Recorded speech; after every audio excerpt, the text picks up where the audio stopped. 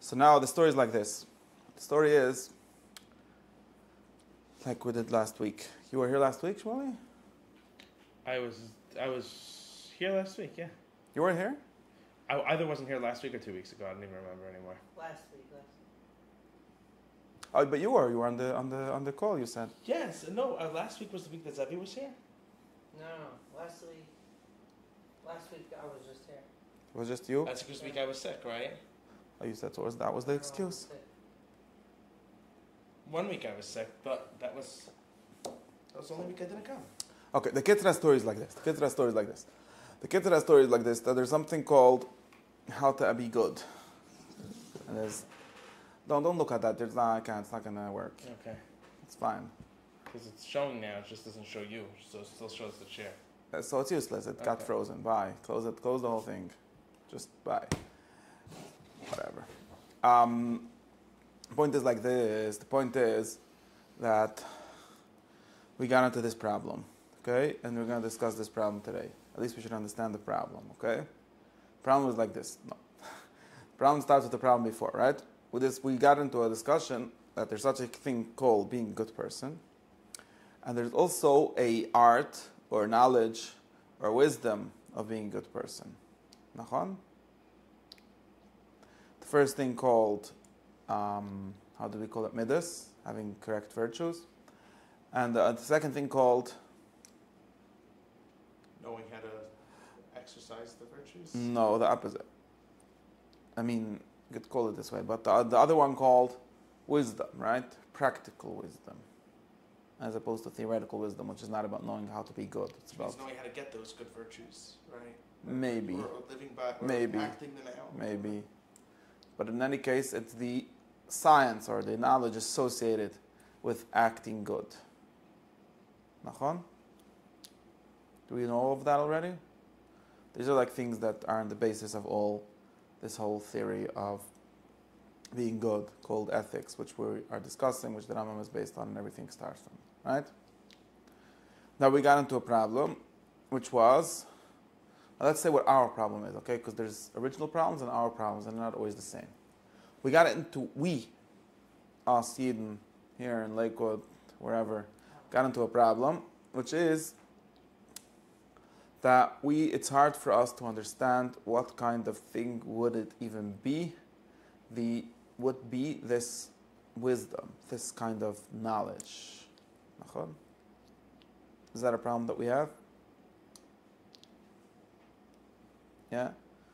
Could we explain the problem better? What this practical knowledge would be? Yeah, the relevant kind of knowledge to acting well, to acting good, right? We don't even know what that kind of knowledge would be, or it's hard for us to understand. Why? Why is it hard for us to understand? No, we don't think of these things as wisdom, right? Or as something you know. Even as something you fight. So firstly, because we tend to think of when we think of knowledge or wisdom, we tend to think of what Aristotle would call theoretical knowledge. Okay? I'll try to make it a little more complicated in a minute, or clearer. And we tend to associate that kind of knowledge with also being able to work for specific statements about what is good. Does that make sense? Because people go around saying, I already know what is good, I just don't practice it. So I'm not missing knowledge, I'm missing some other thing, which nobody knows what it is. Right? And in other words, the kind of knowledge that we think is relevant is some kind of abstract knowledge, something that's like a statement. I know that this is good. So anything that starts that is really like a truth statement instead of a good statement in our understanding. Does this make sense? Yeah? Hope so. And we think that that's really what is meant when we say knowing the good.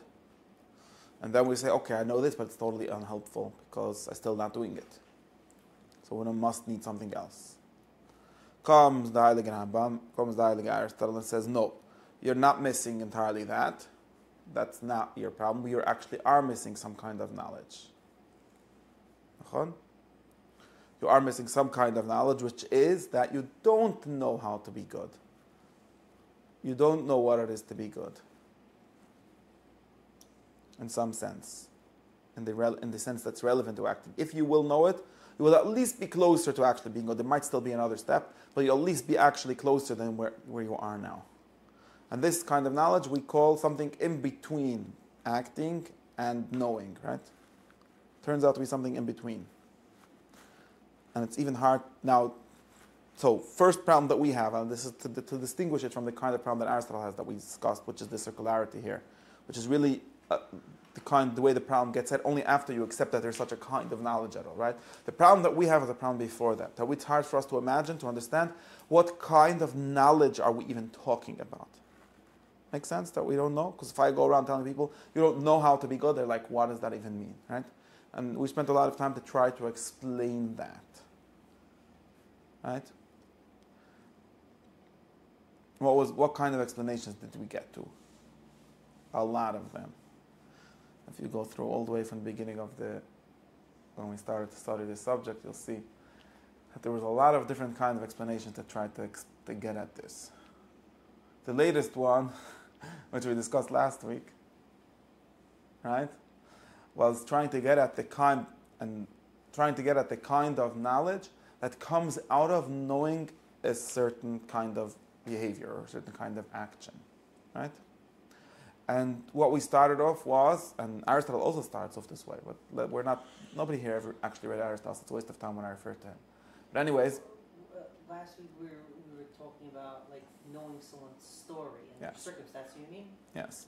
But a little more broadly, what we really started off last week with, or maybe the week before already, was to compare this, to compare it to a kind of, okay, what we did last week was something.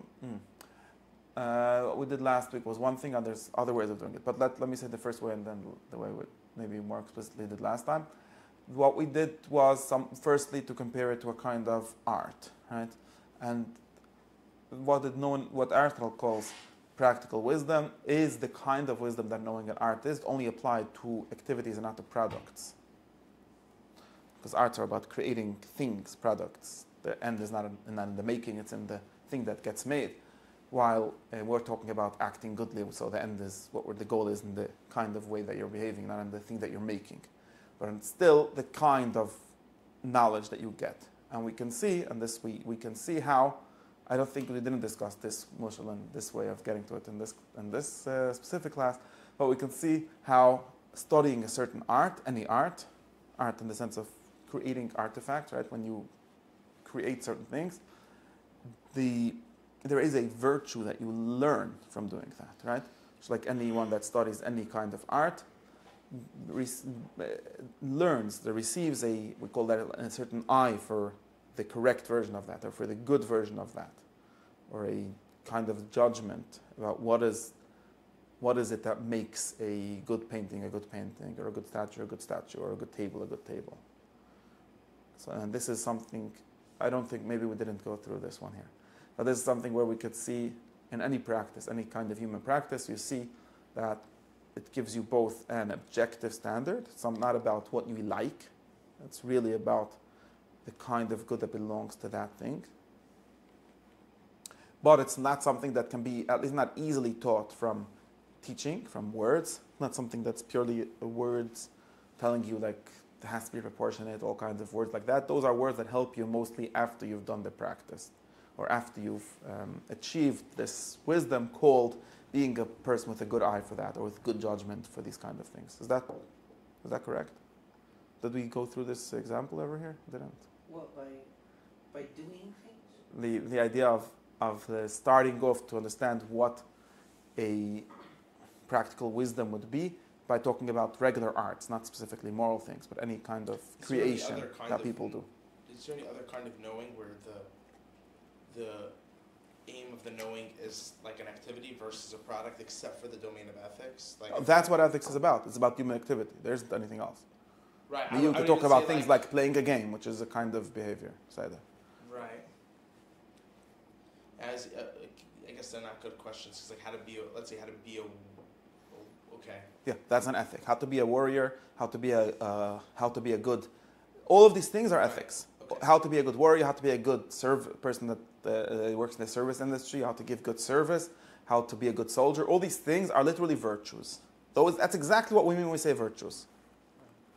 Not anything more, not anything less, or at least that's where we start. And what does that mean? No, I'm not saying what it means. What I'm getting at is what the kind of thing it is, right? It's not easy to explain. Actually, it's probably impossible to explain. There are explanations, but they're not useful to anyone that doesn't have the experience. Does that make sense? If you have, you know how to be a good salesperson, there's a certain kind of virtue of what that is, and you get trained into that from watching other people who have that virtue, from practicing it, and aiming at whatever the good or the goal of that kind of practice is. You build into yourself this intuition or this knowledge or this judgment of how that is. But it's not something that it's just what it's not is. Does that make sense? It's definitely not a series of facts about. It's not a list of facts or a list of rules, even if it can be set as rules, right? Just to be clear, after you do this kind of thing, right? If you do this kind of thing, and all these things are really a kind of person, that gets us to the next thing of talking about kinds of people. But after you train as a professional, right? We talk about this thing of being a professional, which is a kind of ethic. You train in that, and then you know what is spoken about. You know what I'm talking about when I say there's the kind of good person, the kind of virtue of a person, the kind of character who is a professional. You can be more or less professional. You understand what I'm talking about. Then you could come to my class and say, I want to refine this. I want to see better what it means to be a professional. I could give you some kind of definition. I could say that being a professional is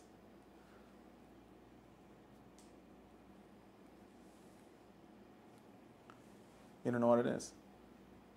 Being a professional is being someone who doesn't bring all of himself to work. Okay, the opposite of what they say in Google. That's what like a professional in a craft. Like a professional in the sense of the ethics, the virtue of being a professional, versus the opposite of professional is Heimish. Okay, and there's a correct amount of Heimish, a correct amount of professional, because you don't want to be just a machine, like a form that to interact with, but you also don't want to be entirely corrupt. The opposite of professional is a kind of corruption. That's at least how we see it. There's other, this is a very good example because you could see that this is not necessary. No, it's not that I have a proof that it's good to be professional. In specific contexts, in specific cultures, the way it works, it's good to be a professional. And we need people that have that virtue, and otherwise the system falls apart, otherwise there's bad results. We can imagine a world in which professionalism is not a thing at all. You probably know that world. And it would be even hard to judge it as for not having this virtue. Not necessarily. But within the context, if you work in corporate America, then you're not going to survive without that. It's also a kind of good that they believe in. Right? It's good for a person, not the only virtue of a person, there's others, but it's good for a human being to be professional in his work. Right? Even be professional outside of it. Maybe it's not good to be professional outside of it, maybe it is. Those are different questions. But my point is that you all know what I'm talking about when I say this, only because I give you some examples and because you've seen the practice or you know the practice. Some other person, it's very hard to even explain him what it means. Doesn't know that there's such a good, there's not such a kind of person. He never saw it, never heard of it. I give him this theory, you know what means be Heimish and be, so he's always going to give the very weird interpretation. It's a very good example because it's a virtue that we don't believe in Heimish land. But you could see how in other context it's a very good virtue, and how it's believed and how there's a practice until, and it's not like they just have a mission. It's not arbitrary. I'm going to get to this in a second. But you can see what I mean, that you need training. But if you come to, that doesn't mean that there isn't the knowledge associated with this. The person that's a professional knows. He's not just acting. He's not just acting or just liking. It's not just like corporate people for some reason like that. They don't like it. Not in the sense of enjoying it specifically. They like it in the second sense of liking it, like we said. They think it's good, right? They like it in the sense of thinking it's good to behave this way in this set of behaviors, in this set of contexts. But they don't like it. It's not like just a bunch of people that have this mishigas. For some reason, they like when you say Mr. so-and-so instead of Yankel. Why would anyone like that? Not that they like it. It's that they see that as the correct behavior, which leads to good results. And it's in itself a certain virtue. It's self-control or however you want to explain it, a certain objectivity and so on. Controlled presentation. Yeah, but you could see that this is something that if you would not have the experience, or like experiences has a lot of levels, you could read a book about it and understand it, or you could literally live in the context and work in it, or you could watch people that act this way.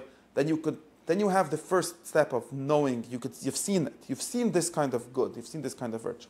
And then there's something that you learn. There's something, and it can even be refined by talking about, right? This is the question. Do we gain anything by talking about things? Yes, we do. Because human beings are, even in their senses where they're not entirely rational, even in the faculties where, like I'm talking about behaviors, I'm not talking about doing math or doing like cheshbonos in your head, but it is influenced by how you see it. If I give you a new concept, if I refine your concept of what it means to be professional, you will be able to apply slightly better judgment in all kinds of borderline situations where we're not sure. So if you have a certain definition in your head, it will help you. It will help you make judgments. But that's not what it consists of, right? The wisdom doesn't consist of knowing this formulation. It consists in knowing how to act and knowing what kind of good it is to be a professional. Does that make sense? So that's the first example, and Aristotle also starts with such examples. So it helps us see this. Now, right? Now the thing, just to be a little, to get to, maybe this would be a way to get to the way of talking about narrative that we talked about last week. The thing with this is that it's very local, right? Extremely local, extremely, we don't really even believe that there's something good for a human being in being this. Just like if you want to be successful at your job or something, you should have this virtue. But we're not sure that there's some kind of human being that is like that, or that that's a good way of being a human being, or that's one of the good ways of being a human being. We do believe that, but we just don't articulate it that way. Right? We see this as a set of behaviors more than like of something that exists in what kind of person you are. Although it is a kind of person, but maybe most people, if you ask them if they want to be professional as a kind of person, they would say no. That's why. Because we're not sure that that's a good kind of person. Or at least it's totally incomplete, right? It's definitely not the only kind of person. And then it's full story. Anybody's gravestone. Well, so now you see, but it is, well, people put their career on the gravestone, I think, some people. Not all of them. You know, David, the New York Times guy, what's the guy's name? David Brooks? There's the guy that used to be like the token conservative on the New York Times editorial page. I think his name is David something, and he wrote a book, I forgot what it was called, but his main idea was that there are resume virtues and gravestone virtues. So he says, you see, you put certain talents, certain character traits you put on your resume, and other ones you put on in your eulogy, in your hesped, in your gravestone. And his claim was, how about you focus a little more on the ones you really believe in, which are the gravestone ones. So what's the interesting thing? That in our world, it's easier to talk about the resume virtues because we know what their goal is. You want to make money, you want to have a good career, so you know how to behave in that context. And we seem to, for some reason, think that the headstone virtues are totally arbitrary. They're just what you like, or just what a lot of people like, or something like that. But just by understanding what it is, you see, just by understanding what it is, professionalism is not just what a bunch of people like. That would be a very bad way of understanding it. Whether it's a good thing or a bad thing from the outside, it's not just a thing that a lot of people like, in the sense that it makes them feel good or something. It's a way of being a person, a way of behaving in a certain context, okay, which has its own criteria and has its own idea of what it is to have a good relationship, a good professional relationship, right? A good professional conduct. And it includes like a whole story. It includes a whole world. It's objective in the sense that it's not about what anyone wants. It's not like you can't say, when you learn this, you actually learn to be one very easy way to see it would be that to learn this is to learn to put yourself aside in some sense, right? When you learn to be professional, you're not learning to fulfill yourself. Of course, secondary goal might be selfish. But the activity of being professional is an anti-selfish activity, if we don't believe so much in this framing of selfishness. But in any case, it's not selfish in the sense of it's not based on what makes me feel something. It's not based on an internal feeling. It's based on learning a practice that has criteria external to you. This makes it objective already. You could see very easily that it's objective. Nobody can decide. You could try to change the culture and convince everyone that you should be less professional, we should be more casual, things like that. But whatever it is in this context, you can't change it, or at least not directly, not easily. It's something that exists outside of you and that exists in the context of this community of people that think that this is a good way, right? And we should be able to use this to see that what we talked about as the life virtues are also things like that. So what they're not is not something that I just made up. It's something that makes me feel good or something like that. Just like being professional is not because it might make you feel good. Once you have the habit of being a professional, you feel good when you behave successfully, excellently, right? Excellently in this way, in this context when it's needed. But it's not about making myself feel good. In the same way, whatever the human virtues are, whatever the headstone virtues are, they're not ways of making yourself feel better. Even if, of course, they make you feel better if you're successful at them. But they are objective criteria that they're practices of life. So just like there's a good manager or a good professional or something like that, there is a good father. And you can't make up what a good father is. We could have discussions of certain limits, like in certain discussions, but in the end of the day, now this is a question, right? So now, does this make sense? What we see here is, from these examples, what we see here is that this kind of seeing starts from something that already exists. Starts not only from a habit or a practice that already exists, but really already from a community of people that already exists, right? Whatever, there's a work community or there's right? And if I talk to someone about what a good father is, you're already existing within the context of a certain culture that defines what it means to be a good father. Or any other, a good student, a good teacher, a good anything. Now, does this make sense? We could skip the kind of narrative things, but that just narrative is trying to get you to understand why there's a good person for his whole life. But okay. Now, what is the problem that this leads us to right away? The problem that this leads us to is a certain problem of relativism, right? Why? Because you thought, again, now this really goes back to a confusion, the same confusion that we had in the beginning, which made it hard for us to see what would mean the kind of wisdom that we're talking about. But you understand what I'm saying. Whenever I say this, if I tell you you had a question, right? What was the question? What kind of wisdom is to be good? Is there in this? The answer is, look around. There's a kind of wisdom in being a good father, and you could see that in this community, in this culture, everyone agrees that being a good father entails providing for your children financially and not so much emotionally, because father's job is not to be emotional. Like there's a virtue in being somewhat stoic and to be like a non-reactive, okay? For example, okay? And now someone comes to you and then you could see that if you live in this culture, you could see that is how you're successful at being a father. And there's a way you can work on attaining those traits and practicing them, and you could define them and all of that. But now, right away, you're going to tell me, okay, thank you very much. All you've taught me is a minig. Very nice. There's a custom minig. Lakeward is to be such a kind of father. And if you want to be respected by them or something, or just like my analogy of business, you want to be successful, you want to be respected or something, you want to be successful in this context, you will have to have these virtues. But you didn't show me anything about it being good. We were never in search for how to be Mekayim, how to do certain customs. Everyone, that wasn't the problem. Our problem was finding a certain moral or certain goodness, a certain wisdom that shows you a certain goodness. And now when you told me that the starting point is a certain actually existing community that has specific practices, then you ruined it. Yeah, but I mean, only partially. Meaning, if you have an idea, right, part of what we were talking about is that if you have a good idea of what a person is, okay. The same way, like if I have a good idea of how secular business is and how secular business or whatever it is, American workplace business happens, so I can understand how to be a professional in that context, right? I can understand, hey, this is the business interactions are impersonal or whatever it is, right? So now I know how to be what good professionalism means, right? Or at least I can start to assimilate that into my character. If you know what a person is, just by knowing, then you can Very good. understand what practice is further there, right? Very, very good. But you'll realize that again, I'll just explain to you the problem. And you asked me this question last time, right? I said the word narrative, made you clear that this problem leads to. But the problem is that the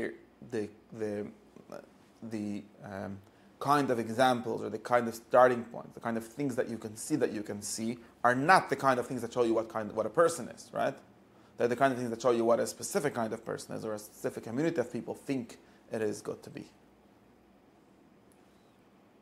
Right, I mean, and the judge of, let's say, if professionalism is a virtue, would be to figure out if professionalism is good for people.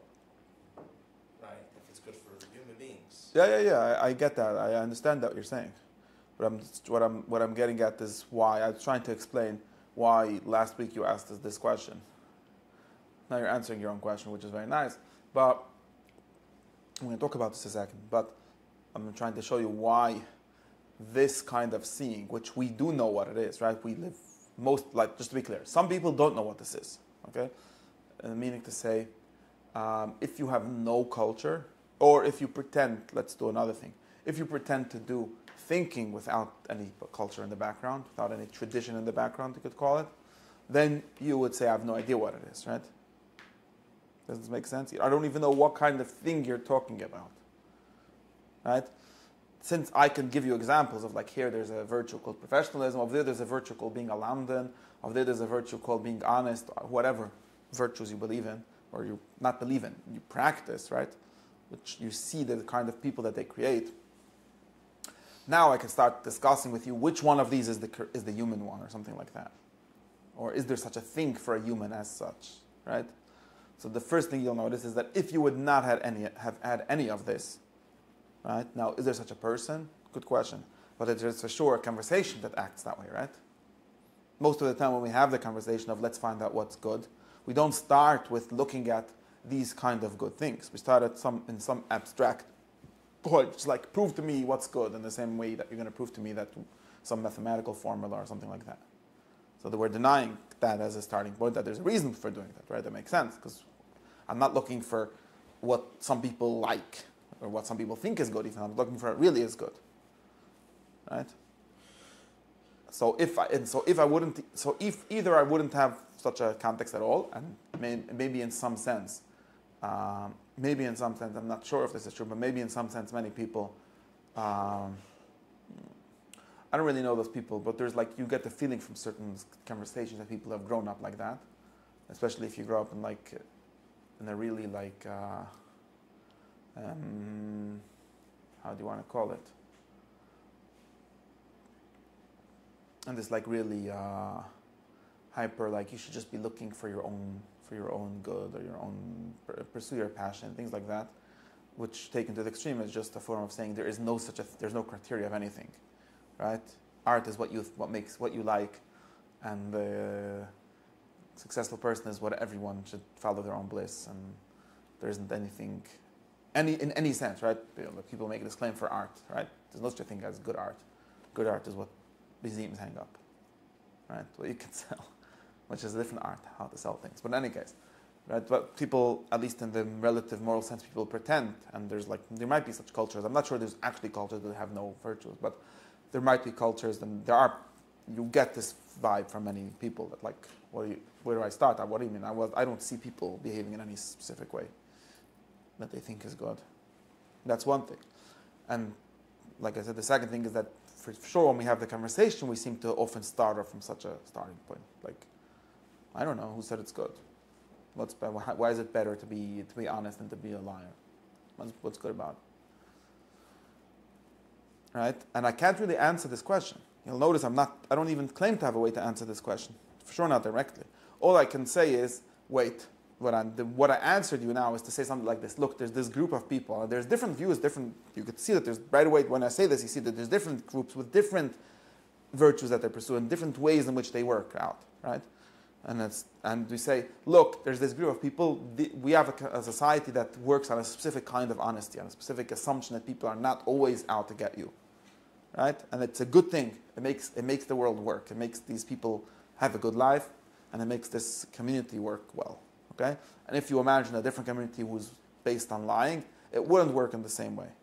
Or could I prove that this one is better? Maybe yes, maybe not. That wasn't my point. I just show you that, look, in this context, it's very important. If you're going to start lying, if you're going to start being a liar, you're going to be less successful at being a person that works with this group well. You're going to be a failure. But now you'll notice right away that I told you something very local. You say, okay, very nice. I'm a failure because this system rewards being truthful, assuming that it's so, right? Well, if there's a system if I can imagine a world where everyone is lying, and I don't know, there's a different system. Okay, I don't know. Maybe there's we're already living in that world. That's a different discussion. And why would I don't know, everyone is just out to get for themselves, and you protect yourself, no problem. What's wrong? Right? I don't even see the kind of thing that's called being honest. What does that even mean? Or what kind of, I wouldn't even have anywhere, right? I wouldn't have anywhere to start from if that would be the case. And even after I told you, look, there's this group of people that are honest and they have this kind of way of being people, you say, okay, very nice, so there's such a group of people. What did you show me? So this is the problem. This is the problem, that by answering the question of what kind of knowledge would be a knowledge of the good action, I refer to a very specific context, necessarily so, and you'll see why. You right away say, okay, very cute, so that's how it is in your context. Many people have read different accounts of ethics and said, okay, it sounds like in Athens, that's what the Choshev Eden thought, that is good. What do I care about it?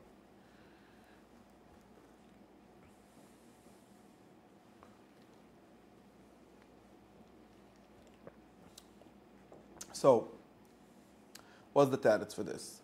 So this is the question that arises, and you'll see very easily some reason why it arises, and like you mentioned, what supposedly is the answer, and why nowadays people actually do get very stuck on this and try to look for different ways, and we'll discuss a little bit of this.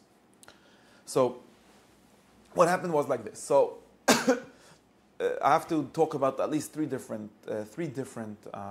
steps, three different parts of the story. Okay, I'll give you some history to understand why it's like this. One part is, if you go back all the way to Aristotle himself, you'll see that he seems to be very comfortable with doing this kind of derivation. Like, yes, in our city, this is the minhag, this is how we see a good person. He doesn't even really think, he knows that there are barbarians. There's people outside who have bad habits, and they're just bad people.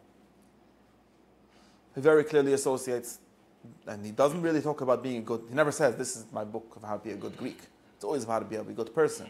But he doesn't really, people sometimes say he doesn't even realize that what he describes as a good person is really just a good Greek. And sometimes Jewish people or Christian people read it and say, what do you mean? I have a whole different list of virtues which makes a person a good person. Your ideal person is not my ideal person. And we could discuss different differences when we get to it. And like, very cute, but like, what's going on here? And there's something going on in the sense that he doesn't even think this is a problem. Right?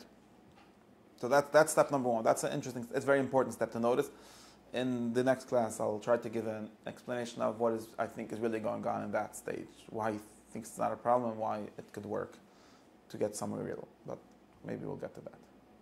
Okay, step two is like this, okay? And then all these things are in all sources. I'm not, like I said, nobody here is reading enough text to be able to even see if I'm saying shtissim, so it's not relevant what it says and what it doesn't say. Then there's another story, okay? Step two of the story, or let's call it another story, and it doesn't matter for the resources right now, which is very focused, like on what Shmuley said, very focused on the idea that it's true, forget about this discussion, sort of marginalize this kind of discussion, which is very explicit in Aristotle, where he says we're starting off with what we all good people consider to be good, and of course there's a circularity there, right? And there's a different discussion that starts off with a much more rational starting point, right? It starts off, and we read this in the Rambam in the Akdama to Perusha Mishnah a long time ago, so that's a source that we did read here, which starts off with the idea that just like there is a good for each kind of practice, there should be also a good for a person. It would be very weird if there's a good handyman and a good teacher and not a good human. Because all of these things seem to be just things that humans do. why wouldn't it be also a good human? Of course, it's not an argument, not a proof. Maybe there isn't a good human because it's not a defined enough thing. That's what starts the whole problem, that humans do too many things, and it's hard to define what they are. But he had a method, and we went through the method for discovering what is actually a good human, what are humans for. And according to that, we discovered what a good human is. And then we do have an answer to this question in the most broad terms, and we sort of don't even need, right? We lose the need for we really don't need this whole looking at specific contexts, specific communities, where you see that within this community it actually is good. It's easy to see that if you want to belong to this community, you do have to have these virtues to flourish within this community, and so on. We could sort of skip that whole step. It seemed to people at least, and I don't think that's entirely correct, but if you focus very much on this like derivation of like what is a human, we get like human is irrational. So really, to be a good human, what differentiates humans, right? Their important characteristic is that they're rational. So being good human means acting always rationally, and then we figure out what that means. Of course, not very determined. We still get a lot of questions what that means, but at least we have a framework for saying what a good human is, right? And that's a framework that you see in the Rambam, and in a certain sense, the religious followers of Aristotle very much took this aspect of his thought, and this very much focused on this story, and this seems to make all of ethics into really scientific. Like there's a good human in the same way there's a good anything. We just have to find out what a good human, and since we do know what a human is, we could know that. We have a method to find out what humans are, meaning what they're for, not what they are and how they work, right? What they're for, which is really what we want to know anytime we ask something what it is. So we could also tell you how to be a good one in that way. Okay? Does this actually get you to very specific things like having courage? Good question. Okay? But at least they're very focused on these kind of things. Now, that's another step, okay? You get that, right? We've done some work on this. Now, according to that step, it's interesting to think. So why did Aristotle then say, right? He did say that, and the Rambam didn't copy this from him. He did, maybe Miramis, I don't know. But he did say that if you didn't have a good education, you're not going to get anything from my drusha, from my learning ethics. According to this, he should have been able to get, right? Because anyone who understands well enough could understand that a human being is for this, and therefore you should focus on that, and so on.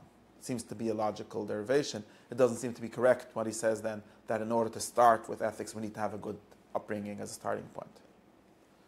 Right? And there's a question. This strong emphasis on that didn't exist in these people that followed him that way, in the same way, because of this. Now, what happened later? Did we discuss this? I don't remember. That's the second story, okay? So you see the two things. A third thing that happened, a third maaseh shayu kachoyu. That, for all kinds of reasons, as you know, people stop believing in their existence of a human nature, or a nature for everything, for anything. And we call it for human nature. Actually, sometimes people did believe there's a human nature, but there isn't a nature for anything else. Some people didn't believe that there's a nature for anything else, but there is for human, and the opposite. But in more or less, people, and for various reasons, what's known as the new science and so on, in modern science and modern psychology, which is a part of science, all of that comes together to people mostly stopping to believe that it would be a possibility to find out what humans are for in the natural scientific sense. Nachon? That's something that happened. What do you mean by that? It's just history. Historical story. If you read, people say all kind of things like, I don't have one argument now that says this, but people in the sense there was like Darwin, for example, would tell you that this would be a very clear example. Darwin would tell you there's no such thing as human because there's no such thing as anything. Humans is just whatever survives this process of evolution. While Aristotle very clear thinks there's such a concept, there's like a nature, like a form. There's something called being a human, which is what makes humans human and what they're for. And he said they're not for anything. They're just for winning the survival game. For example, you could see very clearly how that's does not necessarily so. You could still have evolution together with this, but you could see how that view, that metaphysical view, is anti the view that there's such a thing as human nature, right? And so on. And but that's not the only reason. There's a lot more going on, and basically, if you ask, and there's also, I have to say, there's also a politics, a ethics, or more of a politics than an ethics, that goes along with this, right? That's very connected with this. If you go around telling people that they're less of a complete human, right? Because this whole theory tells you how to be a complete, how to be a perfect human being, right? And then you say anyone that isn't ethical in my sense is less of a human being, right? And then you get accused by everyone for being a Nazi because he just dehumanized a bunch of people, or maybe all of them. Like the Rambam, these like extremists, like said, there's like 5 humans in the world, everyone else is potential humans. And you get accused for being extremely elitist and extremely all kind of things that are said nowadays to be very bad. So that's another thing, but it's of course connected one with the other. Like when we say that the part of being a good liberal, which is basically a good person, according to, you see that there is virtue ethics also in liberalism, because a liberal is a good person, anyone else is a bad person. But they say that anyone that believes that there is a good way of life and anyone else is basically not succeeding at being a human is a really horrible person, and we can only live in peace with others by not believing that, right? We can only live in peace by assuming that everyone chooses their own good. There isn't really a human good, it's just a choice. You choose your own good, you could follow whatever you want. Of course, as long as you don't hurt me, because we have maybe a social contract or maybe for other reasons, but not because there's a really good way to be a human being. It's not really, we don't even claim there's anything wrong with being a murderer, it's only that it hurts me, right? Of course, nobody's consistent about this, but that's like the liberal theory originally. Of course, then you have to be a real libertarian and a lot of things.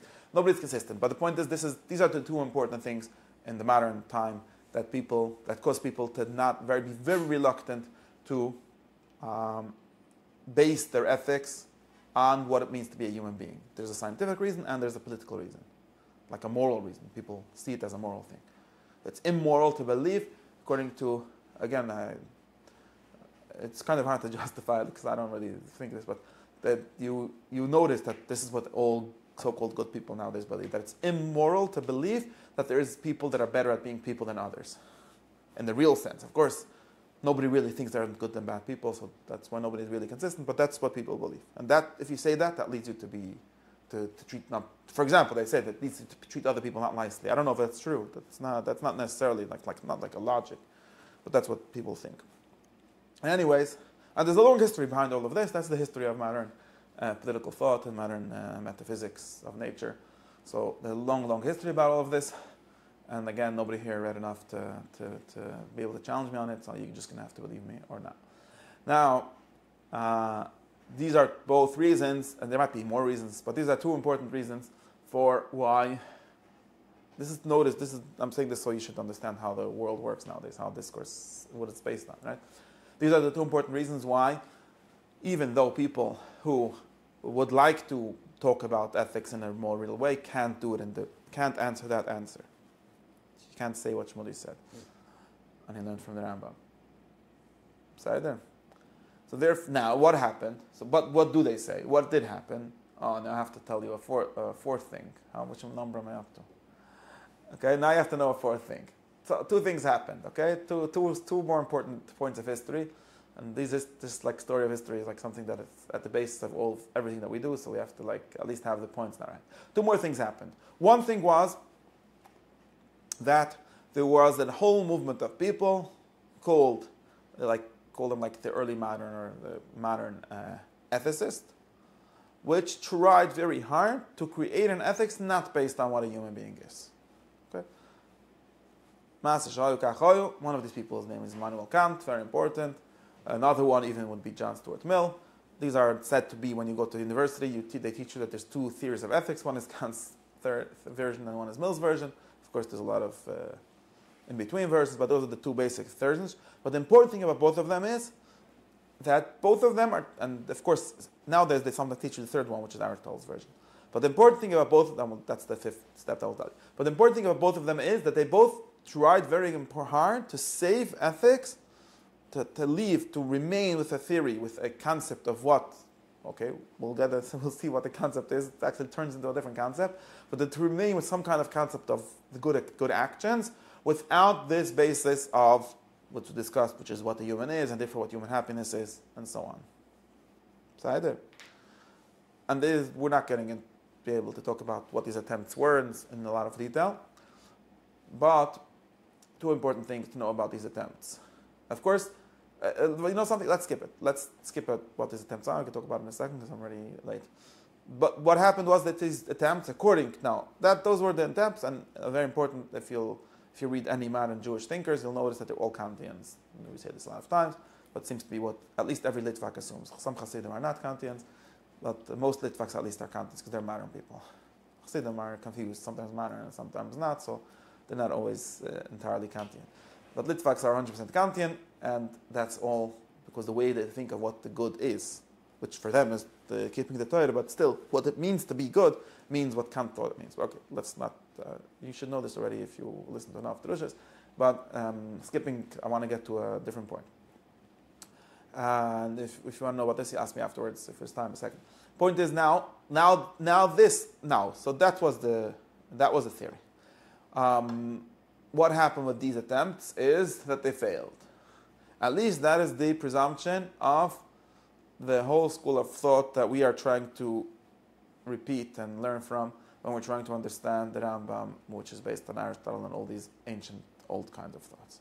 Their main contention is that this saving of ethics from not having metaphysics and from not having politics didn't work. For various reasons, and we should get into some of the reasons, but they didn't work. In other words, they say Kant doesn't teach you how to be a good person, nor does John Stuart Mill.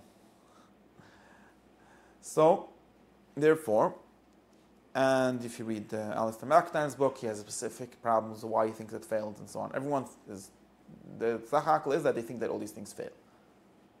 So we end up back in a very hard place, which is that either we have no idea of what is good is, so basically we're back to saying what many people seem to be happy saying, that you just do whatever you want, and that's not possible anyways, we discussed once, but that's a different discussion.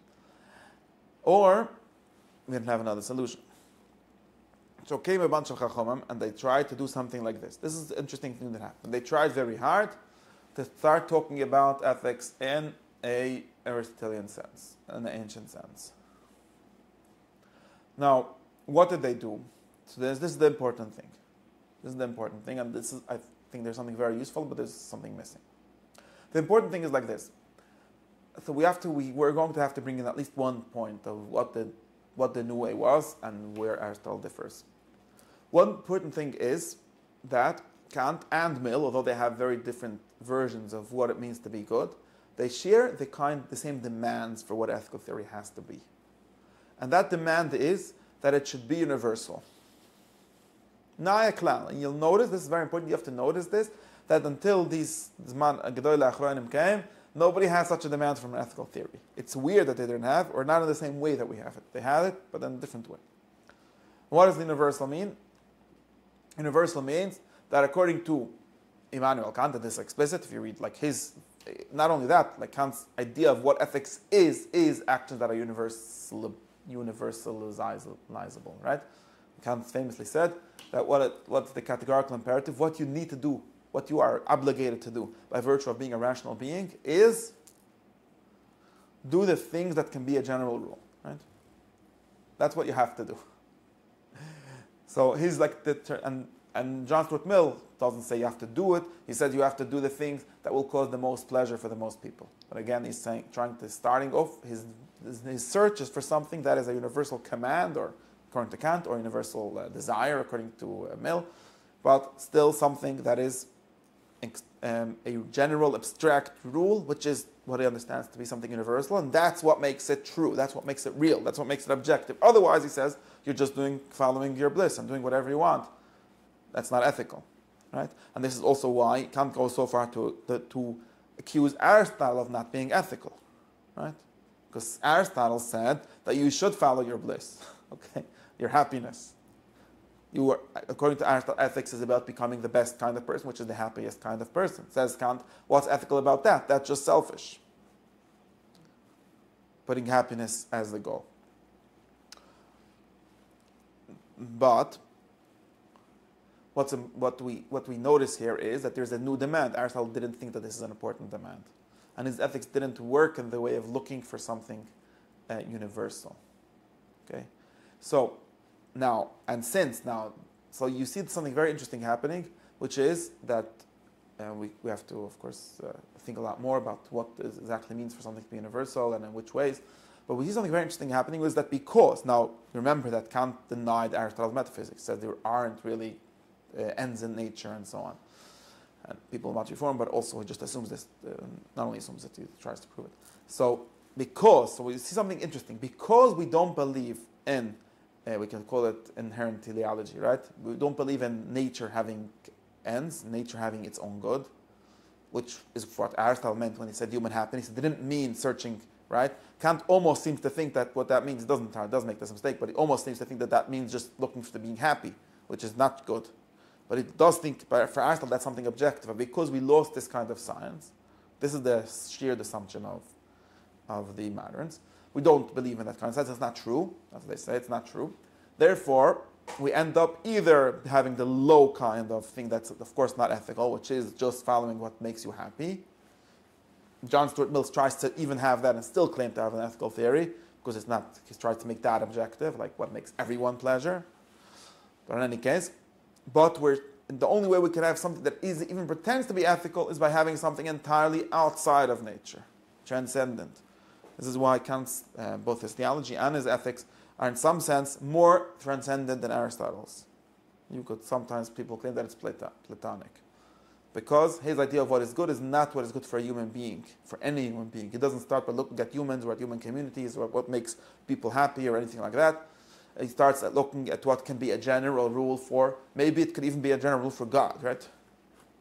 You'll notice that according to Aristotle, God can't, there's a very important difference. You'll notice that modern Jewish thinkers all are worried with the question if God has to be ethical. According to Aristotle, this question doesn't make any sense.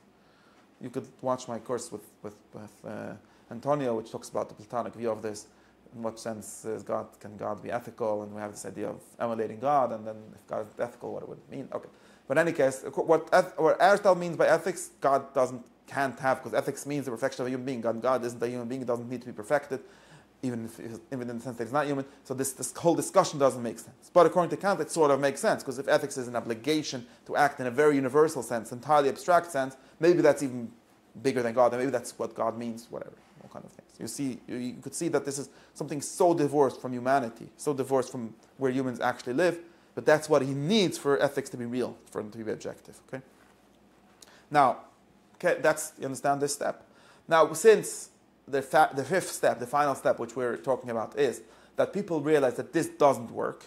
It doesn't work both because it puts a too high demand on itself. For one reason, you'll notice this. I noticed this very much in the Muslim movement, right? Or people like Ashlag or other people, or even some versions of Hasidus like Kotsk, where you see that they have a very Kantian demand of themselves to be entirely altruistic, non-selfish, to mean God. They interpret Lishma and so on as doing things for something else and not for you. And then they realize that that's impossible.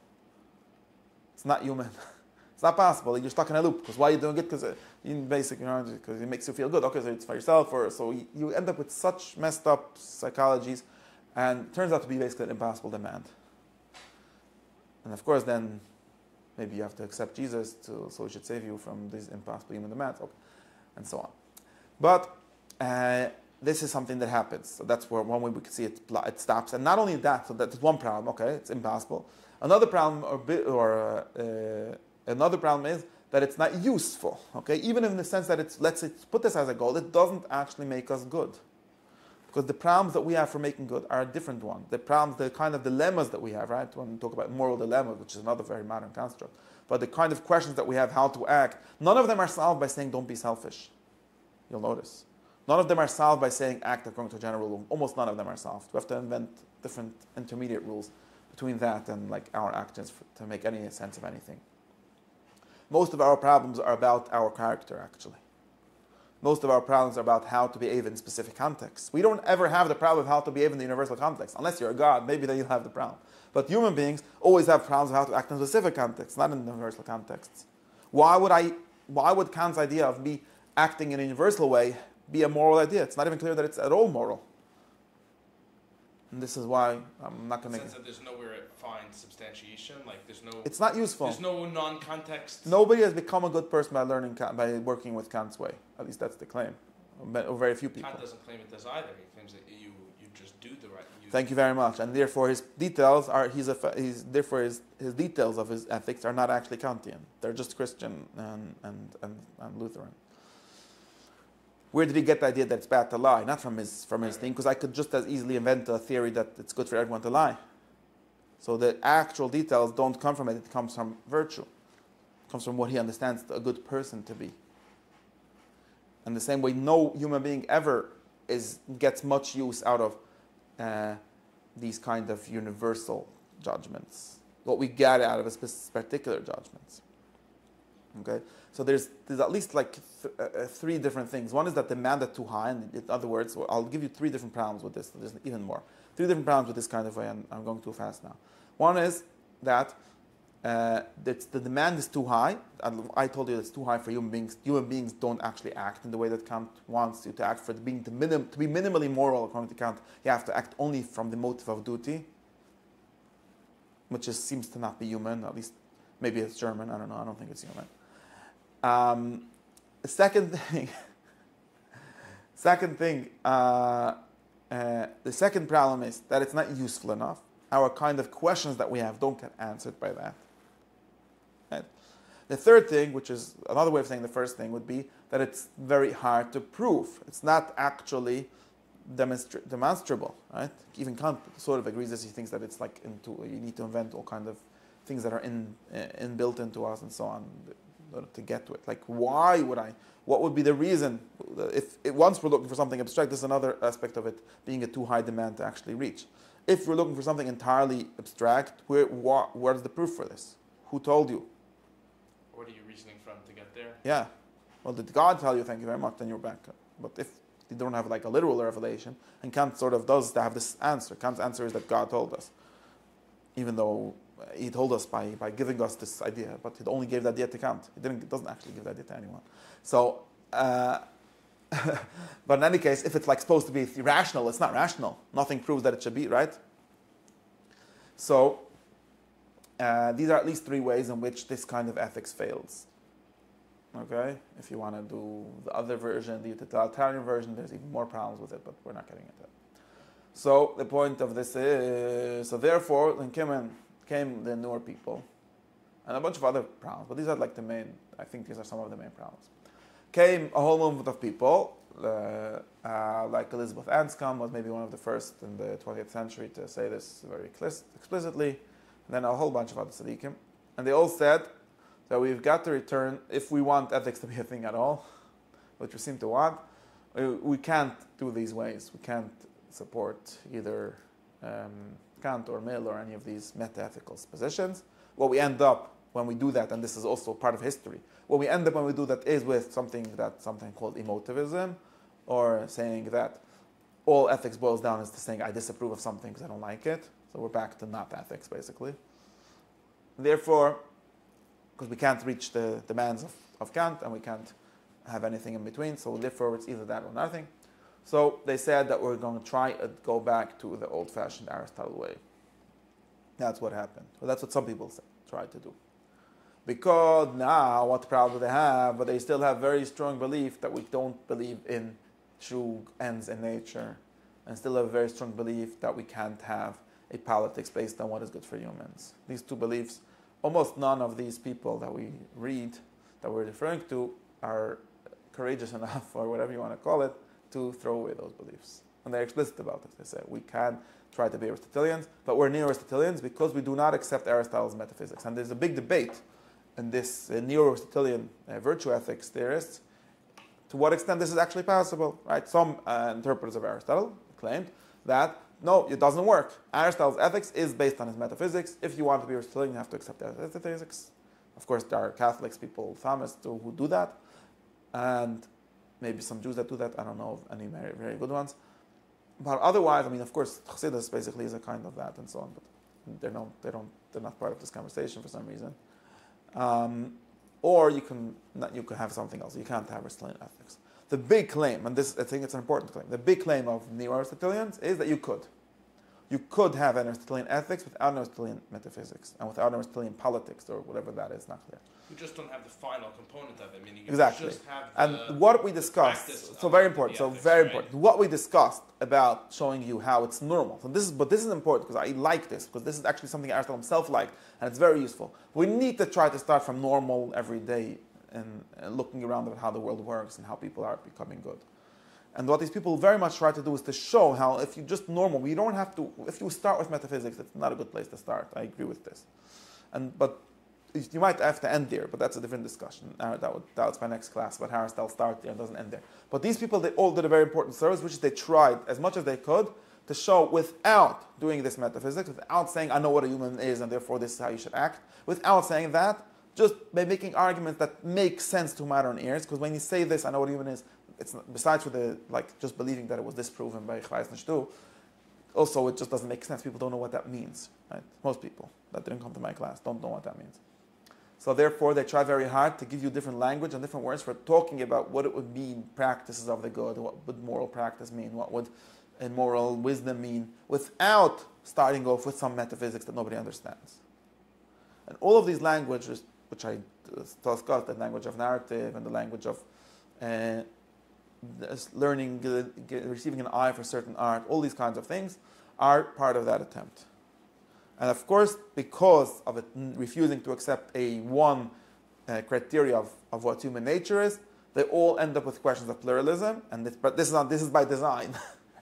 Because they don't. This is by design. They sort of want to end up with a certain pluralism. Of course, there's a problem. There's also ways of solving it. I have to talk about both ways of solving it and how I think the original way of doing this was. But this is by design that we end up with these problems, because in some sense, at least, some of people might say, no problem, maybe there are many ways of being a good person. But all of them will need this kind of wisdom. This is also indeterminate, meaning there is no... And maybe there isn't a way to... maybe it's not important. Maybe we don't have a way to decide between two versions, between two cultures, which is the correct culture. Or we don't need to do that because was there ever a person without culture? There isn't really such a person. There are people... How would we diagnose a bad society in this way? We wouldn't. It's not something that they're interested in doing. Just to be clear, this is by design. Martha Nussbaum wrote a whole thing, critical of McIntyre. Basically, this is by design. The liberal belief is that we shouldn't be doing this, remember. So they don't want to end up to be able to do that. They don't want. If you don't want, then you can't do anything. So I'm just saying it's by design. And I think that there's a great value in these arguments because we need to have ways to start off with talking about these things without accepting a whole metaphysics that is hard to explain and maybe true or not true. That's a different question. But it's by design that we end up with a question of pluralism, and there are also valuable responses to why that's not a problem. Because the important question is, why doesn't that mean that you don't have an ethical theory at all? Why aren't you just relativist? Right? Why aren't you just saying that ethics means whatever anyone likes, or whatever any group of people likes, which is not much better. And so there are both valuable responses to that, in some sense, and what did I say? And some good responses for why. So in other sense, why we don't really need, and then we have to get to this. And so these are two things that we have to do still. We have to discuss why the sort of modern demand for ethics being universal, which is what we're really talking about here when we say this is if there's two, then it's a problem. It's not entirely sure. I'm not. So let me finish because I see it's already 10 o'clock. One thing is it's not clear that it's really a problem at all. Right? It's not clear that ethics means something that all humans should do because they're humans. At least when we get down to particulars, we might make a difference between a very general description of the theory and particular things of what you should do. But in some sense, but since we started with particulars, we could talk about that. It's not clear that to have a theory of what is good means a theory of what every human as a human should do. It could be that it doesn't demand that. Kant thinks it demands that. It might not demand that. I think there's a lot of value in thinking in that way because none of us are human, qua human. All of us are a certain kind of human in a certain culture. Some of us are in two cultures or three, but nobody is in zero. Right?